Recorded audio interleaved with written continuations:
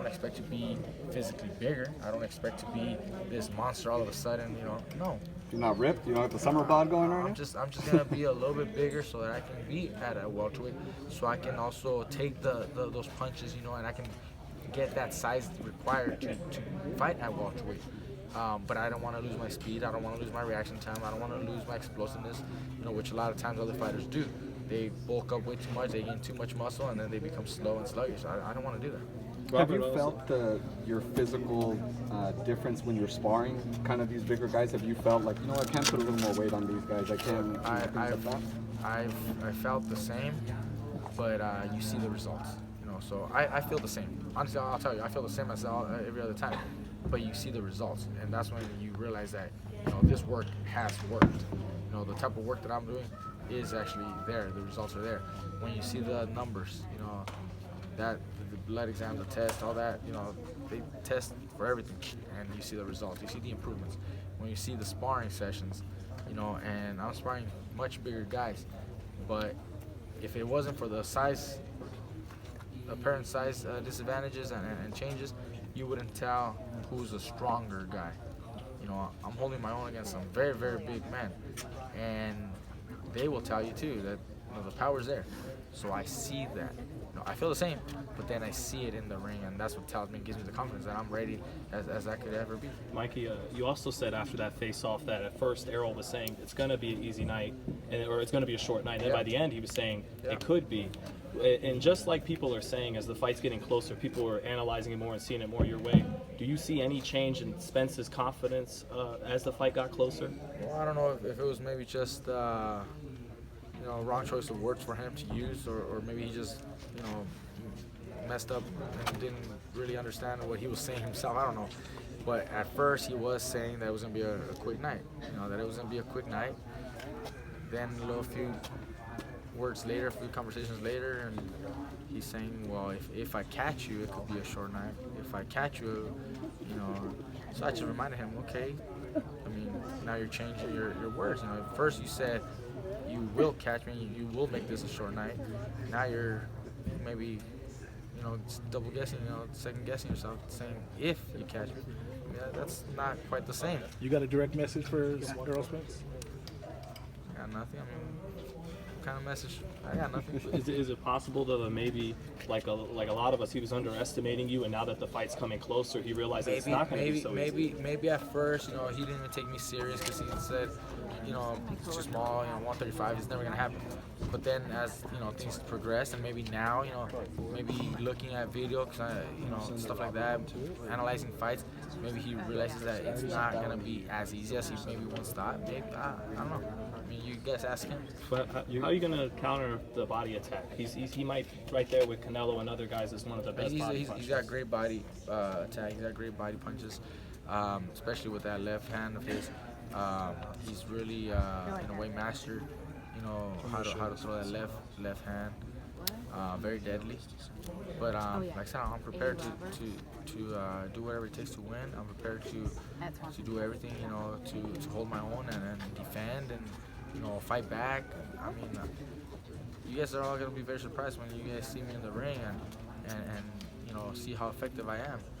That's what I'm really excited for, to show everybody that I'm much more than you guys have ever expected and ever imagined. Because Robert was saying you're not just gonna box, you're probably gonna pick a few moments to really bang with him and make a statement. The fight can go in many different ways. I gotta be prepared. I gotta be prepared to do whatever it takes to win.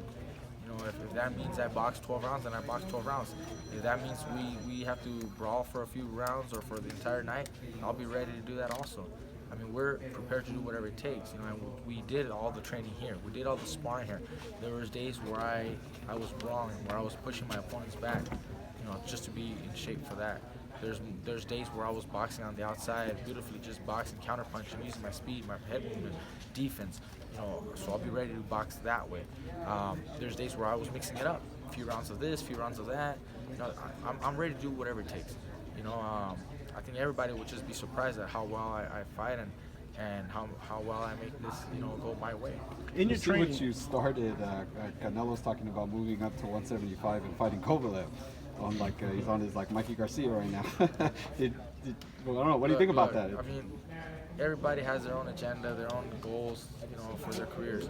If others want to stay at one weight class or 2 weight classes at most and become champion there for long reign, that's great too. I mean, there's no need to be moving up in weight so much. You know, all of a sudden, people maybe want to move up in weight. I don't think that has anything to do with me. I mean, a lot of fighters have done it. I think a big trend started with Manny Pacquiao moving up in so many weight classes, and other reporters or analysts won't give credit to a certain fighter unless he moves up in weight, because they compare everything to Manny Pacquiao or De La Hoya or the Mayweathers that did it. But not everybody does that. And back in time, it was almost impossible for anybody to move up so many weight classes, you know. But it was very, very well accepted when a fighter would reign champion in one weight class for a long period of time, you know, defending his title constantly. I mean, that was applauded and very impressive. Now it seems like the media sometimes doesn't give enough credit to a champion unless he moves up in weight. Well, I mean, maybe he just doesn't need to move up in weight, or maybe he just can't move up in weight. The reason why I'm doing it is because I want to show everybody I'm a fucking badass. I'm taking anybody, I don't care. That's why I'm doing it. You know, I want to show everybody I'm better than you ever expected. There's a lot more into my game than you ever thought. You know, and in order for me to do it, in order for me to show you that, I need to take on this challenge. I need to show you guys, you know, what I can do against a top guy like Errol Spence. If I fight anybody else, you guys won't give me enough credit, and I won't deserve the credit because I'm beating someone that never should have been in the ring. Fighting someone like Errol Spence, another undefeated champion, that's what's gonna give me that recognition. That's admirable. You sound like you can't wait for the post-fight press conference to look at everyone in the face and be like, I told you. So it's just one of those fights that doesn't come often, you know. It doesn't come around often. And to achieve what I want, I need this kind of fight, you know. Like I remind people, you know, yeah, we started at 126. I had my fights there, 26 champion, 30 champion. Currently, you know, lightweight. I was champion at super lightweight. You know, you go back last year, I fought Lipinets at 140. You know, an undefeated champion. Then I came down to unify at 135 against Robert Easter, another undefeated champion. You know, now I'm going up all the way to welterweight to fight another undefeated champion. That's 3 undefeated champions back to back in 3 separate different categories. You know, who else is doing that? You know, so that's the kind of stuff I'm doing. And then you go back to Dejan, he was also undefeated, you know. And when I beat Salido, he was #1 in the division. He had losses, but he was #1 in the division. You know, I mean, that's the fighter that I am. I want to fight the best, you know. And if I don't do that, then I won't get the credit, or I won't get where I want to be. You know, what good is a title if people won't remember you? That's very admirable. I think it's very commendable.